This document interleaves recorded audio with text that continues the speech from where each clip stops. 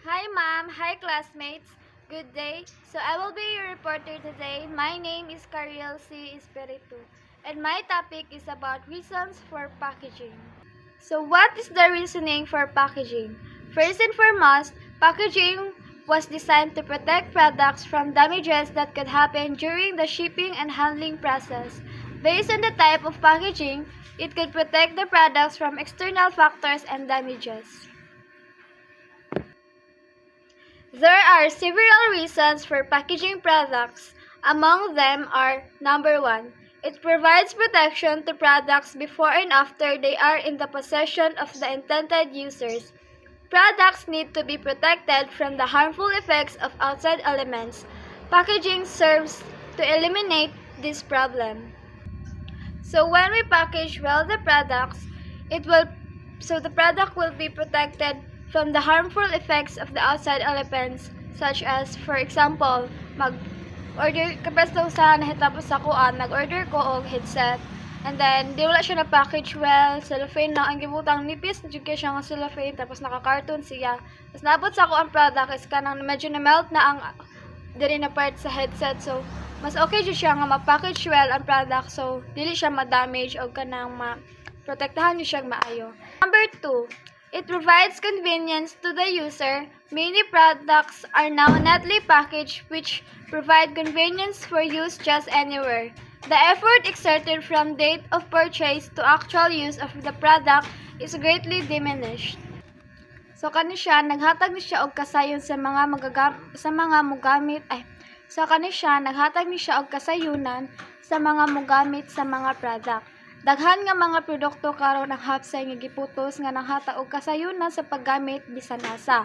Ang paningkamot nga gihimo gikan sa petsa sa pagpalit hangtod sa aktual nga paggamit sa produkto mo na siya ang nindot nga kanang press mo pagpalit okay kay siya pagpalit nimo nindot kay ang pagka-package niya pag-abot sa mo sa product makita ni mga very well kay ang pagka-package sa iya so dili jud madami siyang item nag-abot sa mo ha walay damage siyang item kay na-package mo siya og maayo.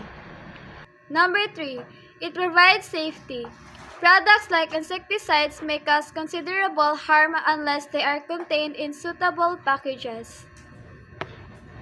So kani siya is naghatag ni siya og kaluwasan sa mga produkto sama sa insekto. So mahimo siya nga dakong kadaot gawas kung kini nga dili siya matarong og kanang package. So mas importante siya nga ma-package siya para dili siya madamage sa mga insekto. Number 4, it provides economy to both the seller and the user. Buyers have different quantity requirements for products.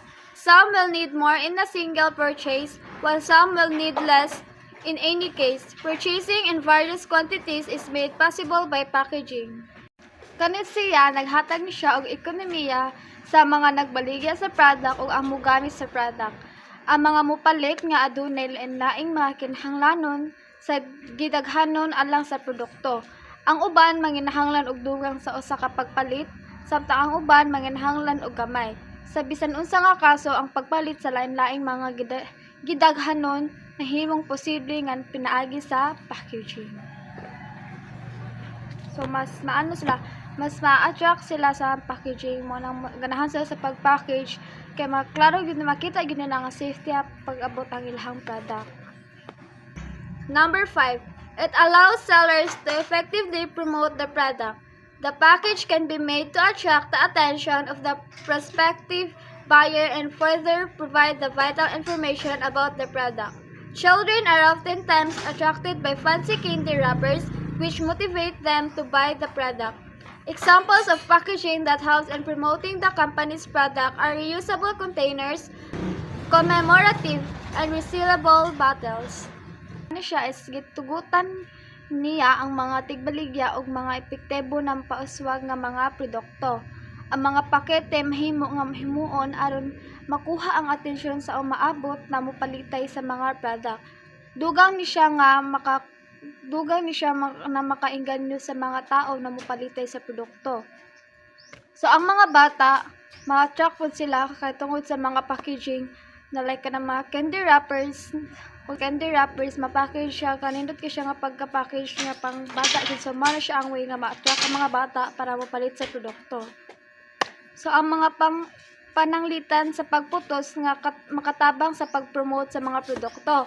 So, kung nindot imong pagka-package sa product or medyo na siya design, so dugang po na siya nga pang-attract sa mga customers para mopalit sa imong mga product. Para sa nang botilya nga ma-refill siya or bisag unsa imong masudan, reusable siya ng mga bottles.